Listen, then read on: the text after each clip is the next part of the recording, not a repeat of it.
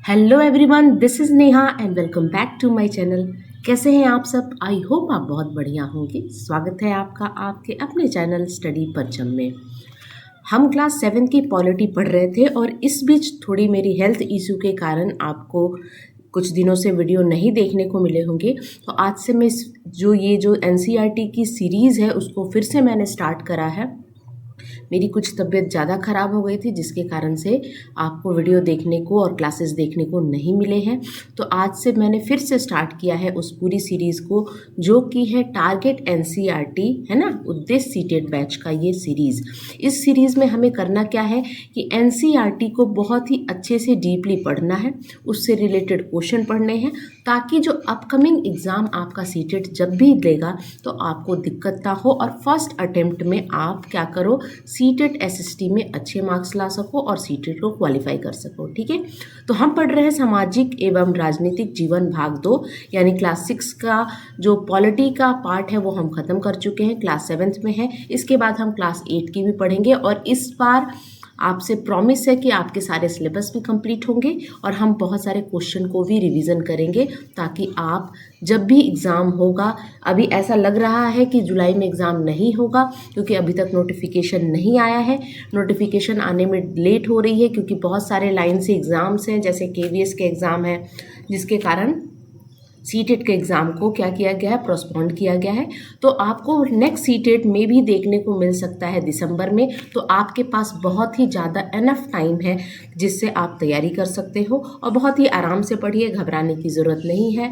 एक एक चैप्टर को 2 दिन 3 दिन तक पढ़िए ताकि आपका हर कॉन्सेप्ट क्लियर हो सके।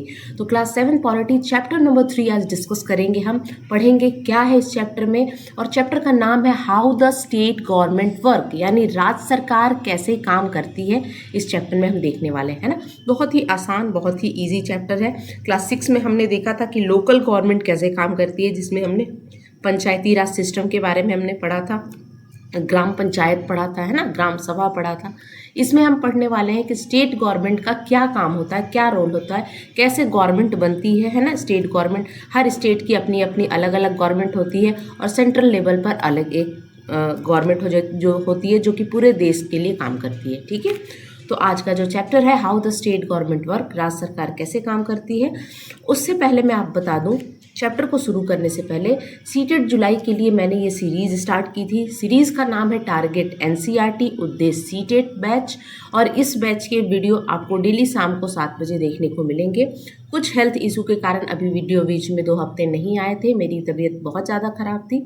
अब मैंने फिर से इसको कंटिन्यू किया है, तो आपको टेंशन नहीं लेना है क्योंकि अभी आपके एग्ज़ाम जुलाई में नहीं होने वाले हैं, क्योंकि अभी तक कोई नोटिफिकेशन, ऑफिशियल नोटिफिकेशन नहीं आया है। लेकिन आपका काम क्या है कि पढ़ते रहना, निरंतर प्रयास करते रहना। ठीक है, तो इस बैच में आप बने रहिए। आपको अगर दिसंबर में एग्ज़ाम होता है तो डेफिनेटली आप उसको क्वालिफाई करोगे। ठीक है, चलिए फिर स्टार्ट करते हैं आज के चैप्टर को। अगर आप चैनल पर नए हैं तो चैनल को सब्सक्राइब कीजिए, बेल आइकन दबाइए जिससे आपको नए वीडियो के नोटिफिकेशन मिलते रहेंगे। स्टार्ट करते हैं आज की चैप्टर एक छोटी सी स्टोरी के साथ। देखिए, इस स्टोरी में सबसे पहले क्या दिया है इस चैप्टर में, इस चैप्टर का सबसे पहले नाम है कि how the state government work. हमारी राज्य सरकारें जो है ना, केंद्र सरकार ने आपने सुना होगा जो कि पूरे देश में काम करती है, और हर राज्य में एक राज्य सरकार होती है जहाँ मुख्यमंत्री होते हैं, है ना, राज्यपाल होते हैं।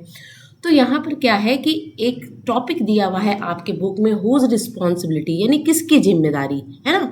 तो किसकी बात की जा रही है, तो यहाँ पर आपको एक स्टोरी बताई गई कि 2 फ्रेंड होती हैं, 2 दोस्त होती है, वो पेपर पढ़ती है और पेपर में वो क्या पढ़ती है कि आए दिन पेपर में देखने को क्या मिलता है कि लोग जो है वो गंदे पानी पीने के कारण क्या हो रहे हैं, बीमार पड़ रहे हैं। अलग अलग तरह के रोग हो रही है, डिजीज़ हो रही है, जैसे डायरिया, टाइफाइड, है ना।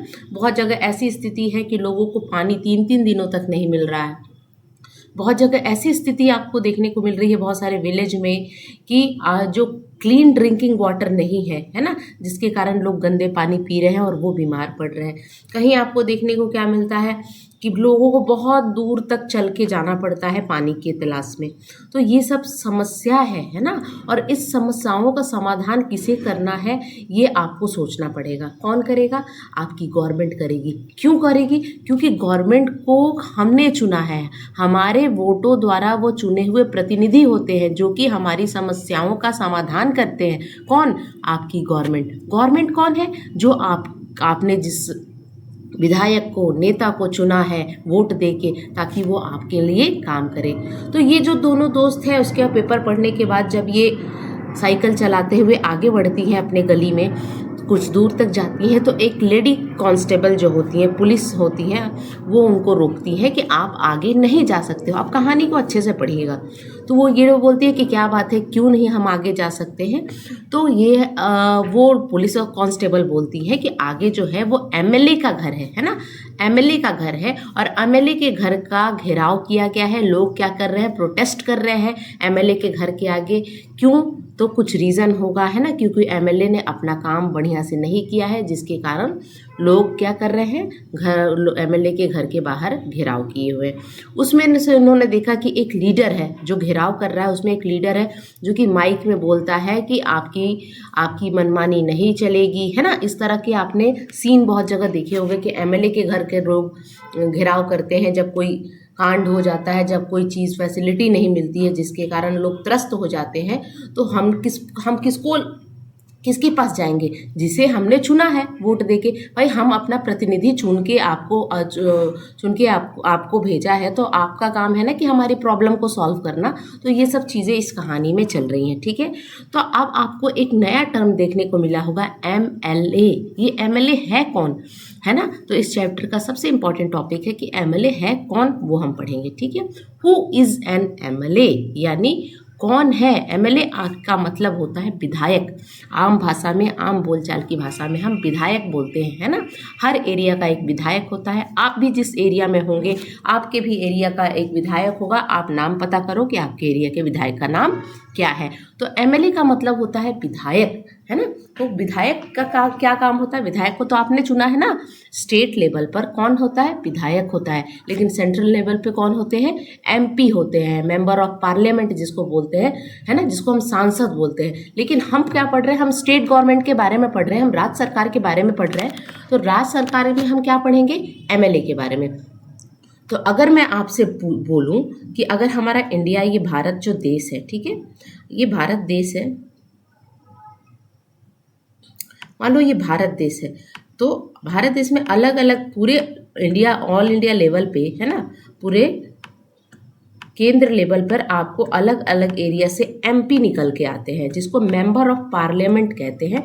और हम क्या बोलते हैं? इसको हम सांसद बोलते हैं। लेकिन जब हम किसी एक पर्टिकुलर स्टेट की बात करेंगे, मान लीजिए हम हिमाचल प्रदेश की बात कर रहे हैं, आपके बुक में हिमाचल प्रदेश का ही जिक्र किया गया, तो हम हिमाचल प्रदेश जो ये स्टेट हो गया, ये जो राज्य हो गया, इसके भी छोटे छोटे पार्ट होते हैं। हर पार्ट, हर डिस्ट्रिक्ट से आपको, हर एरिया से आपको एक एमएलए चुन के आता है, जिसे हमने ही वोट दिया है और जनता द्वारा चुना हुआ ये प्रतिनिधि है।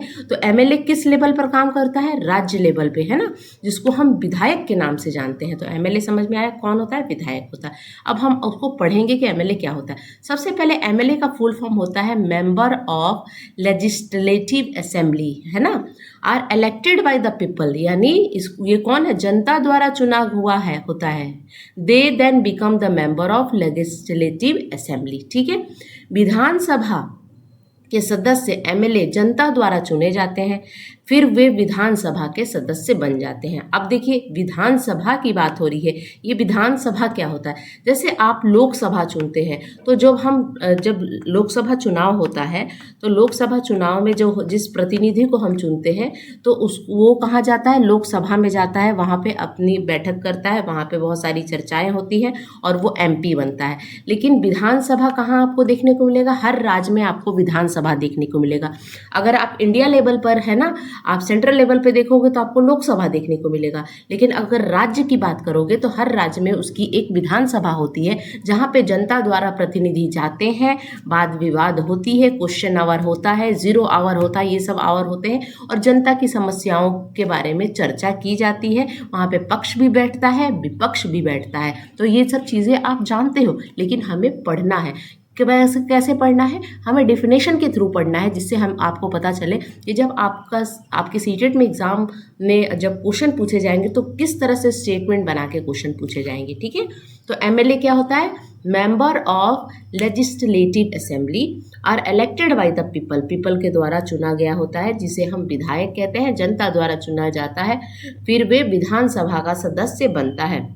also from the government. In this way we say that MLA represent people, वो हमें ही तो रिप्रेजेंट करता है, क्योंकि हम ही क्या किए हैं, हमें हमारा प्रतिनिधित्व करता है, हम ही ने उन्हें चुना है। सरकार भी बनाता है। अब बहुत सारे क्या होते हैं, विधायक चुने जाते हैं अलग अलग एरिया से, और वो कहाँ जाके बैठते हैं? विधानसभा में। विधानसभा कहाँ होता है? हर राज्य में एक विधानसभा होता है, वहाँ जाके बैठते हैं, है ना।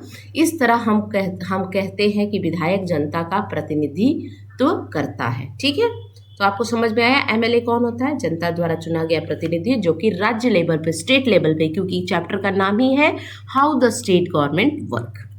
ठीक है, अब हम देखेंगे every state in India has legislative assembly. Each state is divided into different area और constituency. For example, look at the map, it show the state of Himachal Pradesh is divided into 68 assembly constituency. From each constituency, the people elect one representative who then become a member of legislative assembly, जिसको MLA बोलते हैं। अब इसको इतना जो मैंने पढ़ा, उसके कहने का मतलब ये है कि आप इस इमेज में देखिए, असेंबली कॉन्स्टिट्यूंसी हिमाचल प्रदेश। जैसे हिमाचल प्रदेश क्या है? हमारे देश का एक राज्य है, एक स्टेट है, इंडिया का एक छोटा सा स्टेट है।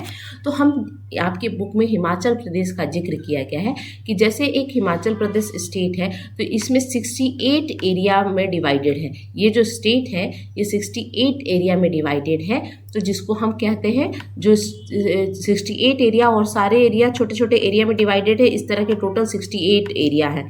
और इसी को हम बोलते हैं कि कितनी सीटें हैं, कितनी विधानसभा सीटें हैं किसकी? हिमाचल प्रदेश की। तो कुल 68 है ना, 68 विधानसभा सीट है किसकी? हिमाचल प्रदेश की, है ना।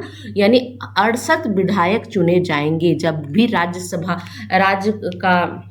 जब भी स्टेट लेवल पर चुनाव होगा, है ना, मुख्यमंत्री के लिए जब चुनाव किया जाता है, तो 68 सीटों पे हर पार्टी क्या करेगी? अपने उम्मीदवार को उतारती है और 68 सीटों पे चुनाव लड़े जाते हैं। कुछ पार्टी कुछ ज़्यादा सीटें जीतती हैं तो कुछ कम जीतती हैं, लेकिन जीतती सभी हैं, है ना। कुछ निर्दलीय विधायक भी होते हैं, ये भी आप जानते हो। ठीक है, तो हमारे कहने का मतलब है कि यहाँ पे आपको मैंने एक मैप में दिखाया कि हिमाचल प्रदेश का जिक्र किया गया है आपके बुक में, तो यहाँ पे हमने पढ़ा। तो अब हिंदी में हम पढ़ते हैं कि भारत के हर राज्य में एक विधानसभा होता है। विधानसभा कहाँ होता है? हर राज्य में क्या होता है? विधानसभा होता है। प्रत्येक राज्य को अलग अलग क्षेत्रों या निर्वाचन क्षेत्रों में विभाजित किया जाता है। प्रत्येक राज्य में को छोटे छोटे पार्ट में क्या किया जाता है? पार्ट हो, क्षेत्र हो, निर्वाचन क्षेत्र हो, उसमें क्या किया जाता है? विभाजित किया जाता है, डिवाइड किया जाता है। उदाहरण के लिए इसमें दिखाया गया है कि हिमाचल प्रदेश को कितने पार्ट में डिवाइड किया गया है? 68 पार्ट में डिवाइड किया गया है। ठीक है, 68 पार्ट में डिवाइड किया गया है, या आप उसको क्षेत्र कह सकते हो, या आप ये सिंपली कह सकते हो कि हिमाचल प्रदेश राज्य में 68 निर्वाचन क्षेत्र है ना। तो अगर आपसे कोई पूछा जाए कि हिमाचल प्रदेश में कितने निर्वाचन क्षेत्र हैं विधानसभा, तो 68 है, यानी 68 है। प्रत्येक निर्वाचन क्षेत्र से लोग एक प्रतिनिधि का चुनाव करते हैं, जो फिर विधानसभा का सदस्य यानी एमएलए बन जाते हैं। अब हमने यहाँ पे इस मैप में क्या देखा कि हर क्षेत्र में, अब यहाँ पे 68 पार्ट में डिवाइडेड है, क्षेत्र में डिवाइडेड है, तो विधानसभा कितनी सीटें हो गई विधानसभा की? हिमाचल प्रदेश में 68 होगी। हर स्टेट से एक प्रतिनिधि जीत के आता है, हर क्षेत्र से, है ना, एक प्रतिनिधि, और वो कहाँ बैठता है? जाके विधानसभा में बैठता है। ठीक है, तो इसमें जैसे बीजेपी भी अपने उम्मीदवार को उतारेगी, ठीक है, कांग्रेस भी उतारेगी, और भी अदर जैसे आम आदमी पार्टी भी उतार रही है। ठीक है, सब उतार रहे हैं, तो क्या होता है कि इसमें से जिस भी पार्टी को ज़्यादा सीटें मिलती है वो क्या बनाती है, सरकार बनाती है ना। ऐसा नहीं है कि कांग्रेस को नहीं मिलेगी या आम आदमी पार्टी को नहीं मिलेगी, सभी को मिलेगी। लेकिन जो पार्टी क्या होती है, जो पार्टी सरकार बनाती है, मान लीजिए बीजेपी को 68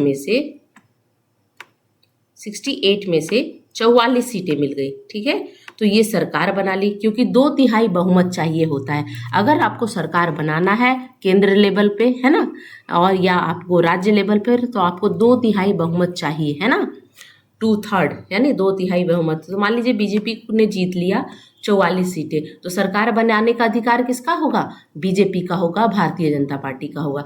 लेकिन 68 में से अगर आप माइनस करोगे तो कितनी सीटें बच गई, यहाँ पे 4 और 2 यानी 24 सीटें, यानी दूसरी पार्टियों ने जीता है।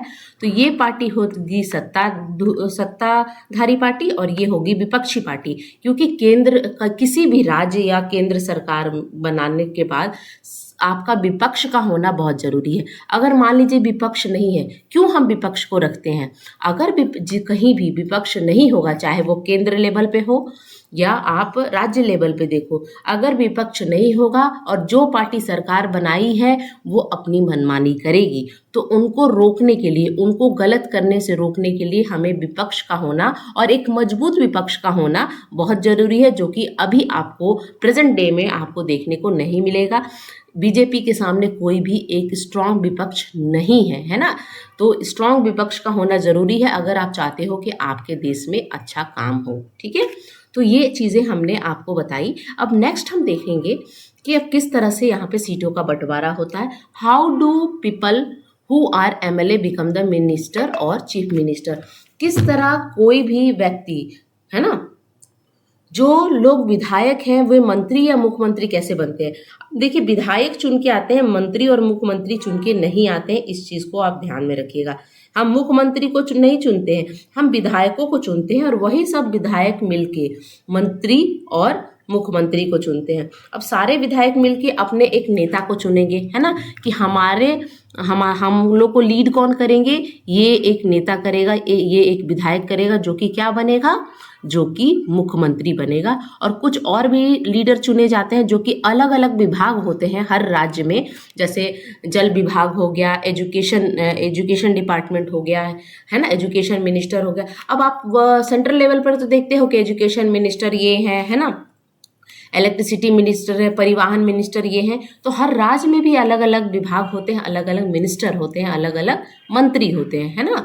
तो यहाँ पे वही चीज़ बताई गई है कि एक राजनीतिक दल जिसके विधायक ने किसी राज्य के आधे से ज़्यादा निर्वाचित क्षेत्र में जीत हासिल की है, यानी 2/3 बहुमत मिला है, उसे बहुमत में कहा जाता है। जिस राजनीतिक दल के पास बहुमत है उसे सत्ताधारी दल, यानी जिसको 2/3 बहुमत मिल गया है। मान लीजिए 68 सीट थी, कहाँ 68 सीट थी हिमाचल प्रदेश में, बीजेपी ने 44 जीत लिया, तो बीजेपी क्या बनाएगी, सरकार बनाएगी। यानी बीजेपी के 44 विधायक जीतकर विधानसभा में आए हैं और इसको आधी से ज़्यादा सीटें मिल गई है, तो सत्ताधारी दल कौन बनेगा, सत्ताधारी यानी जो कि सत्ता चलाएगा। सत्ताधारी से मतलब क्या है, जो कि सत्ता चलाएगा, जो कि अपने राज्य को चलाने का काम करेगा, तो यहाँ पे बीजेपी करेगी। लेकिन कुछ ऐसे यहाँ पे 24 हमने क्या देखा था कि दूसरी पार्टी के भी लोग थे, तो ये जो होंगे ये विपक्ष में बैठेंगे, है ना। तो बाकी सभी सदस्य विपक्ष कहा जाता है। उदाहरण के लिए हिमाचल प्रदेश राज्य में 68 विधायक निर्वाचन क्षेत्र है। अब हम देखेंगे, जो चीज़ मैं आपको बता रही हूँ उसी चीज़ को हमें पढ़ना है। 2017 का जब विधानसभा चुनाव हुआ था तो विभिन्न राजनीतिक दलों के उम्मीदवार जीते और विधायक बने। चूंकि विधानसभा में विधायकों की कुल संख्या 68 है, इसलिए किसी भी राजनीतिक दल को बहुमत हासिल करने के लिए 34 से अधिक विधायक की आवश्यकता होगी। यानी आपको 34 से ज़्यादा आप अगर लेकर आओगे सीट तो आप क्या बनाओगे, सरकार बनाओगे। लेकिन 44 विधायक वाली भारतीय जनता पार्टी के पास बहुमत था। हमको कितना चाहिए था बहुमत के लिए, 34 ही चाहिए था। लेकिन बीजेपी कितनी सीट जीत कर आई थी, जो जब 2017 में चुनाव हुआ था विधानसभा का हिमाचल प्रदेश में, तो बीजेपी लाई थी 44 सीटें, है ना। तो कौन सरकार बनाएगा, सत्ताधारी पार्टी कौन हो जाएगी, बीजेपी हो जाएगी। और जो थोड़ी जो 24 सीटें थी वो कौन लेके आएगी, जो अदर्स जैसे कांग्रेस हो गई, आम आदमी पार्टी, वो लेके आई। तो इस मामले में भारतीय राष्ट्रीय कांग्रेस प्रमुख विपक्ष होगा, है ना। तो प्रमुख विपक्ष कौन हो जाएगा, जैसे यहाँ पे जो एक साइड बैठेंगे जो कि जिनकी जो सरकार चला रहे हैं, जिनका एक लीडर मुख्यमंत्री बनेगा और कुछ लीडर क्या बनेंगे, बहुत सारे मंत्री बनेंगे। और इस साइड बैठेगा मान लीजिए जो कि जिसे कम सीट मिली है, लेकिन ये क्या होगा, एक विपक्ष का काम करेगा, ठीक है।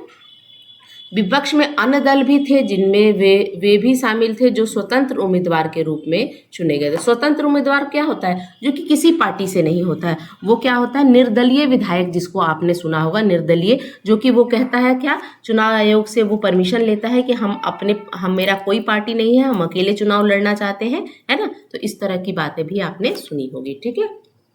चलिए नेक्स्ट हम देखेंगे, चुनाव के बाद सत्ताधारी दल के विधायक अपना नेता चुनेंगे, है ना।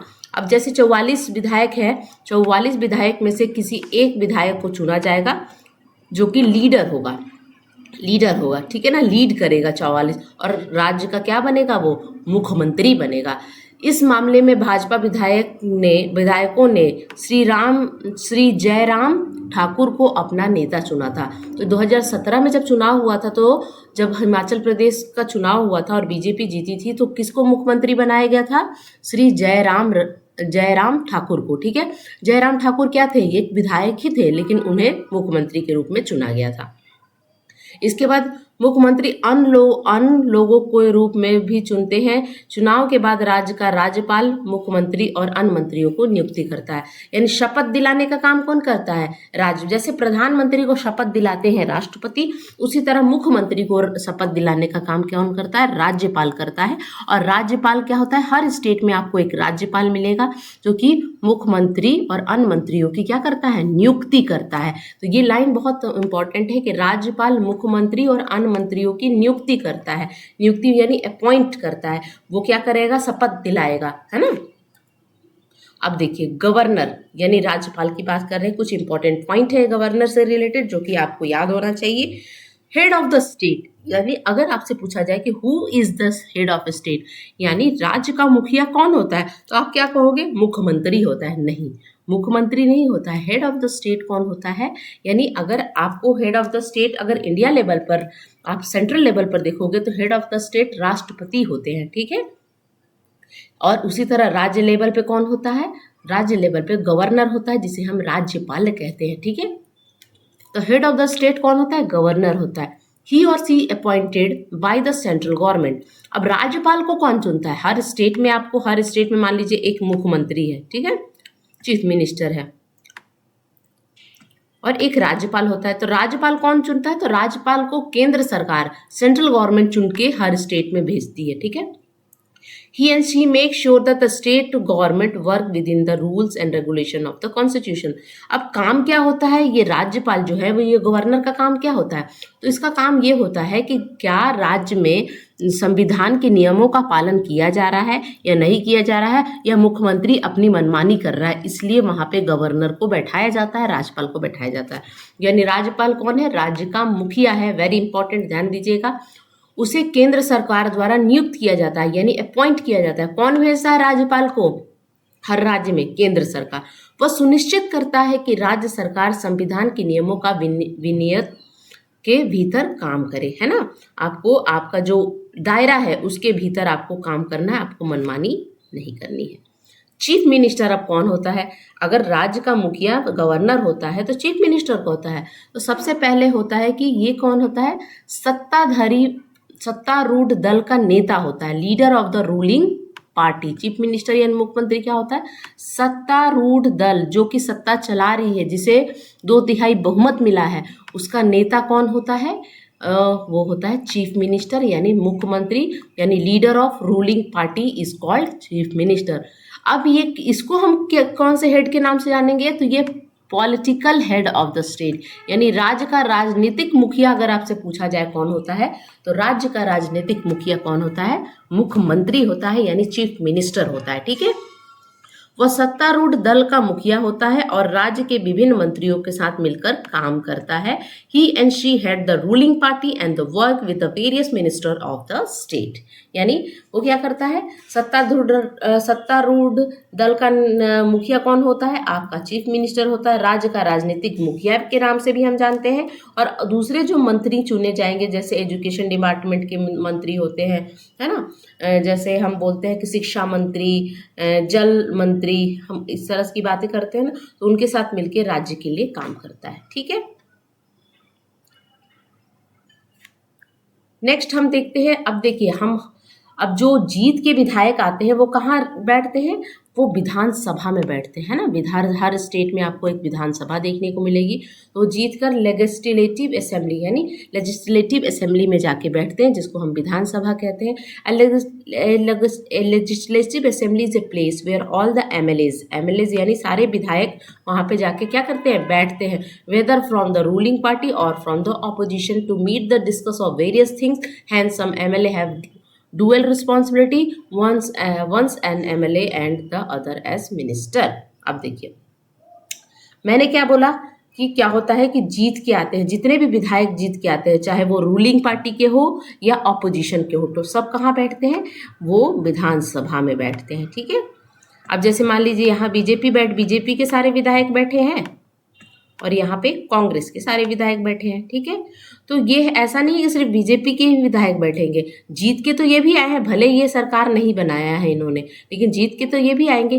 तो ये हो जाएंगे ऑपोजिशन, जिसको हम बोलते हैं ऑपोजिशन हो जाएंगे। ठीक है, जिसको हम क्या बोलते हैं, विपक्ष। और ये हो जाएंगे सत्तारूढ़ पार्टी वाले। ठीक है, और यहाँ पे क्या होता है, यहाँ पे मीटिंग होती है, meet to discuss various thing. क्या यहाँ पे डिस्कशन, यहाँ पर बैठते हैं, यहाँ पर स्पीकर बैठते हैं, उनके साथ डिस्कशन होता है ना। कुछ मिनिस्टर को आप देखोगे कि 2 मिनिस्ट्री मिली रहती है, 2 मंत्री का पद मिला रहता है, इस तरह की बातें वहाँ पे होती है। तो विधानसभा में क्या होती है, वहाँ पे सभा लगती है, मीटिंग होती है अपोजिशन की और रूलिंग पार्टी की, और राज्य के बेहतरी के लिए वहाँ पे बातें होती है। ठीक है, debate in a legislative assembly, विधानसभा में एक बहस के बारे में हम पढ़ेंगे। इस विधानसभा में एक मौजूदा समस्या पर बहस होनी है। ठीक, इस दौरान विधायक अपने राय व्यक्त कर सकते हैं। अब क्या क्या होता है वहाँ पे, कोई एक समस्या के ऊपर डिस्कशन होना है, तो अपना राय कि हम इस तरह से करेंगे तो पानी का शॉर्टेज, मान लीजिए जो हमने कहानी पढ़ी तो उसमें पानी का शॉर्टेज, खराब पानी की बात की जा रही थी, क्लीन ड्रिंकिंग वाटर नहीं थी, बहुत सारी बीमारियां हो रही थी पानी वाली। तो यहाँ पे मान लीजिए उसी समस्या की चर्चा हो रही है, तो सभी विधायक अपने अपने राय व्यक्त करेंगे, है ना, और मुद्दे से जुड़े सवाल पूछ सकते हैं। अब जैसे कि मान लीजिए बीजेपी की सरकार है और पानी की समस्या हो रही है, तो कांग्रेस क्या करेगी, ब्लेम करेगी कि आप क्या काम कर रहे हो, है ना, आप क्या काम कर रहे हो कि लोगों को अच्छी पानी नहीं मिल रही, यानी आप अच्छे से काम नहीं कर रहे हो, है ना। इस प्रकार के सुझाव दे सकते हैं जो लोग चाहे वो इस पर जवाब दे सकते हैं। अब यहाँ पे कांग्रेस पूछ रही है कि भाई आपने तो राज्य में पानी की व्यवस्था नहीं बनाई है, लोग परेशान हैं। तो ये बीजेपी से कोई उठ के बोलेगा कि नहीं हम काम कर रहे हैं, ये हम प्रोजेक्ट स्टार्ट किया है, ये प्रोग्राम स्टार्ट किया है, इस तरह की बातें होती हैं। तो इसके बाद मंत्री सवालों को जवाब देते हैं और विधानसभा के आश्वस्त करने की कोशिश करते हैं कि पर्याप्त कदम उठाए जाएंगे। इस तरह की बातें क्या होती हैं, आप देखोगे कि वादा किया जाता है बहुत सारे संसद में बैठ के, हालांकि बहुत कम ही इम्प्लीमेंट होता है, लेकिन ये सच्चाई है ना। तो इस चीज़ को आप ध्यान से पढ़िएगा। Chief minister and other minister have to take decision and run the government. अब चीफ मिनिस्टर और जो अन्य मंत्री हैं वो क्या करेंगे, निर्णय लेते हैं, है ना, और सरकार चलाते हैं। ठीक है, सरकार स्वच्छता, अब क्या क्या काम करती है, तो जैसे सरकार स्वच्छता पर काम करती है, स्वास्थ्य सुविधाओं संबंधित कार्य करती है ना, राज्य के लिए नए कानून बनाने का फैसला कर सकती है। जैसे उदाहरण के लिए वह नगर निगम के लिए यह सुनिश्चित करना कि अनिवार्य कर सकती है कि हर शहर में पर्याप्त शौचालय हो। इस तरह के काम कौन करता है, राज्य सरकारें करती हैं, राज्य लेवल पे, है ना, स्टेट लेवल पे। विधानसभा ही एकमात्र ऐसी जगह नहीं है जहां सरकार ने के काम के बारे में राय व्यक्त की जाती है। कई अखबार, टीवी चैनल और अन्य संगठन भी सरकार के बारे में बात करते हैं। तो यहाँ पे क्या है, अब विधानसभा में तो चर्चा हो रही है, लेकिन जो ये आपकी मीडिया है ना, तो मीडिया क्या करती है काम, मीडिया सरकार से पूछती है ना, जहां आपको कमी देखती है तो पूछती है सर आप क्या कर रहे हैं, आपकी सरकार है फिर भी इतना पानी का प्रॉब्लम है, आपने तो सत्ता में आने से पहले इन सब चीज़ों पर वादा किया था तो क्यों नहीं हो रहा है। तो ऐसा नहीं है कि आपकी जो विपक्ष है वही सवाल पूछेगी, जैसे अखबार, टीवी चैनल वाले भी जाके पूछते हैं, ये आपने देखा होगा, है ना। विधानसभा में चर्चा के बाद आमतौर पर एक विशेष मंत्री द्वारा एक प्रेस कॉन्फ्रेंस, अब आपको प्रेस कॉन्फ्रेंस, आपको मीडिया में जाके जवाब देना होता है ना, तो कोई एक मंत्री जाता है, प्रेस कॉन्फ्रेंस होती है, वहाँ पे मीडिया के सवालों का जवाब देता है ना। इसमें सरकार द्वारा उठाए गए कदमों के बारे में भी वो बताता है कि हमने ये कदम उठाए हैं इसको निवारण करने के लिए। मीडिया कर्मी फिर इन चर्चाओं को कई अखबारों में रिपोर्ट करते हैं, बताते हैं, फिर वो आपको न्यूज़ के रूप में मिलता है ना। तो समझ में आ रही है बात। चलिए, अब यहाँ पे आप देख रहे होंगे कि जैसे प्रेस कॉन्फ्रेंस की बात करते हैं, प्रेस कॉन्फ्रेंस क्या होता है, a gathering of media person who are invited to hear about and ask question on a particular issue and are then expected to report on this to a large public, है ना।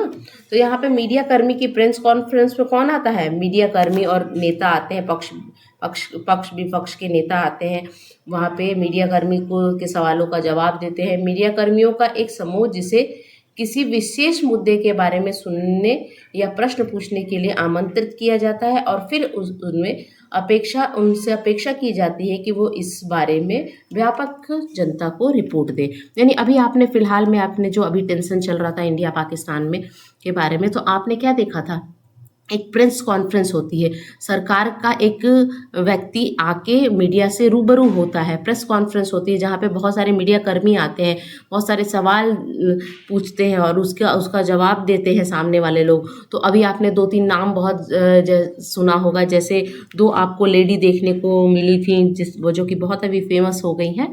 तो उन लोगों ने क्या किया, सरकार किस तरह से पाकिस्तान पर हमला कर रही है, किस तरह से कंट्रोल कर रही है, किस तरह से सिचुएशन को बनाई हुई है, इन सब चीज़ों के बारे में मीडिया कर्मी को बताते हैं, जो कि वो फिर लोगों के पास घरों में अखबारों के द्वारा, 3 डिफरेंट टीवी चैनलों के द्वारा पहुंचाया जाता है। तो इस तरह से प्रेस कॉन्फ्रेंस होती है जहाँ पे बहुत सारे मीडिया कर्मी जाके सवाल पूछते हैं और सरकार अपनी बातों को क्लियर करती है, ठीक है।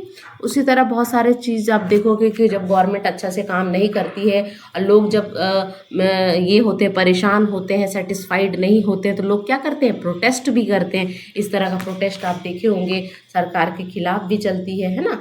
तो इन सब चीज़ों को भी आप ध्यान में रखिएगा। अब चलिए कुछ असर्शंस एंड रीजन से क्वेश्चन, चैप्टर इतना ही था, बहुत इजी चैप्टर था। आप डे टू डे आप दिन रात यही देख रहे हो, तो आपको बस इस तरह से पढ़ना है। क्वेश्चन कैसे बनेंगे वो आप देख लो, नए क्वेश्चन है, आए हुए नहीं है लेकिन आ सकते हैं, मैंने खुद इसे तैयार किया है आप लोगों के लिए। तो यहाँ पे लिखा गया, नीचे 2 कथन दिए गए हैं जिन्हें अभिकथन ए और कारण आर के रूप में चिन्हित किया गया है। कथनों को पढ़िए और सही विकल्प चुनिए। अभिकथन यानी असर्शन क्या बोलता है, लोग अपने स्वास्थ्य, शिक्षा, पानी और आश्रय के लिए पूरी तरह से सरकार पर निर्भर हैं और आश्वासन चाहते हैं कि सरकार उन्हें सर्वोत्तम सुविधा प्रदान करे। यानी कहने का मतलब क्या है कि लोग स्वास्थ्य से रिलेटेड, शिक्षा से रिलेटेड, पानी से रिलेटेड सारे जितने भी काम है उस पर किस पे डिपेंडेंट है, हम अपनी सरकारों पर डिपेंडेंट है। और वो हम क्या चाहते हैं कि हमारी सरकार इन जो बुनियादी ज़रूरत है हमारी उसको क्या करे, मुहैया कराए। तो ये बात बिल्कुल सही है। कारण क्या बोल रहा है, सरकार लोगों द्वारा, लोगों के लिए और लोगों से चुनी जाती है, इसलिए देश में चल रही सभी गतिविधियों के लिए जिम्मेदार होती है। बिल्कुल सर, हम लोग क्या करते हैं, गवर्नमेंट को किस लिए चुनते हैं, अपने ही लिए तो चुनते हैं। यानी the government is elected by the people, for the people and from the people of people and therefore is responsible to all the activity running in the country। यानी देश में, राज्य में जो भी समस्या हो रही है उसकी रिस्पॉन्सिबिलिटी किसे उठाना पड़ेगा, सरकार को उठाना पड़ेगा। क्योंकि सरकार किसके द्वारा चुनी गई है, जनता द्वारा चुनी गई है। किसके लिए चुनी गई है, जनता के लिए चुनी गई है ना। तो इन सब चीज़ों पर ध्यान किसको देना होगा? सरकार की। किसकी जिम्मेदारी है? सरकार की जिम्मेदारी है। तो अभिकथन और कारण दोनों सही है, और ये जो है इसको क्या कर रहा है, यहाँ पे इसको डिफाइन कर रहा है। जो ये पहला स्टेटमेंट है कि लोग अपने स्वास्थ्य, शिक्षा, पानी और आश्रय के लिए सरकार पर निर्भर है, तो बिल्कुल सही है, क्योंकि हमने चुनकर भेजा है ना। सरकार क्यों चुनी जाती है? लोगों के द्वारा चुनी जाती है, लोगों के लिए चुनी जाती है। तो दोनों सही है, यानी असर्शन एंड रीजन, अभिकथन और कारण दोनों सही है, यानी both are correct and R is the correct explanation of A. यानी आर जो है सही एक्सप्लेनेशन किसका है? ए का। यानी रीजन जो है वो सही बता रहा है ना, असर्शन एंड रीजन सही है। तो ऑप्शन नंबर डी के साथ आप यहाँ जा सकते हैं। नेक्स्ट क्वेश्चन आप देखिएगा। जिस अभिकथन है कि जिस राजनीतिक दल के विधायक राज्य की संविधान सभाओं में आधे से अधिक सीटों पर जीतते हैं उसे बहुमत दल कहा जाता है, और ये दल सरकार चलाते हैं। बिल्कुल सही। जो 2/3 सीट लेकर आते हैं उसे बहुमत दल कहते हैं, है ना, उसको रूलिंग पार्टी कहते हैं, और वही सरकार चलाते हैं। ये तो सही है अभिकथन, ये स्टेटमेंट आपका सही है। चूंकि जिस राजनीतिक दल को बहुमत दल माना जाता है उसे विपक्षी दल भी कहा जाता है? नहीं, बहुमत दल को सत्ता, जिसको बहुमत मिलता है उसको सत्तारूढ़ पार्टी या सत्तारूढ़ दल या सत्ताधारी दल कहा जाता है, विपक्षी दल नहीं कहा जाता है। जिसे बहुमत नहीं मिलती है उसको विपक्षी कहा जाता है। तो यहाँ पे स्टेटमेंट जो कारण है और स्टेटमेंट दोनों गलत है, यानी हम सिर्फ एक, हमें अभिकथन सही मिला है। तो एक बार इंग्लिश मीडियम वाले बच्चे देख लीजिएगा। ए political party whose MLA have won more than half of the constituency assemblies of the state is said to be the majority and this party run the government। बिल्कुल सही। Since the political party who is considered to be the majority is called opposition party। बिल्कुल नहीं, जिसको majority में major vote मिले होते हैं, major विधायक होते हैं, उसको अपोजिशन पार्टी नहीं कहते हैं, उसे हम रूलिंग पार्टी कहते हैं। तो ये गलत हो गया। तो आपका only statement A is correct के साथ आप जा सकते हो, केवल ए सही है, यही आपका आंसर होगा। ठीक है, नेक्स्ट क्वेश्चन देखिएगा। चुनाव के बाद राज्यपाल ही राज्य के मुख्यमंत्री और अन्य मंत्रियों की नियुक्ति करता है। ये मैंने अभी आपको पढ़ाया है कि राज्यपाल का क्या काम होता है। शपथ दिलाता है मुख्यमंत्री और अन्य मुख्यमंत्रियों को नियुक्ति करता है, अपॉइंट करता है। निर्वाचित मुख्यमंत्री और अन्य मंत्री विभिन्न सरकारी विभागों और कार्यालयों को चलाने के लिए जिम्मेदार होते हैं। बिल्कुल सही। अलग अलग जो निर्वाचित चुने हुए जो मंत्री होते हैं और मुख्यमंत्री होते हैं वो अलग अलग विभाग को चलाते हैं। दोनों सही है ना। तो यहाँ पर दोनों स्टेटमेंट यहाँ पे सही है, यानी ऑप्शन नंबर बी के साथ आप जा सकते हैं कि both are correct and R is the correct explanation of A.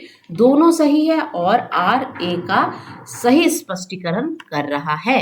After the election the governor is one who's appoint the chief minister and the other minister of the state। Reason है the elected chief minister and the other minister are responsible for the ruling various government department and office। ठीक है, option number B के साथ जा सकते हैं। तो ये थे आज के कुल असर्शन एंड रीजन के क्वेश्चन। आई होप आपको ये चैप्टर समझ में आया होगा। आपको अगर चैप्टर अच्छा लगा है तो प्लीज़ लाइक कीजिएगा, शेयर कीजिएगा, सब्सक्राइब कीजिएगा। मिलती हूँ नेक्स्ट वीडियो में, तब तक के लिए thank you so much for watching. Bye.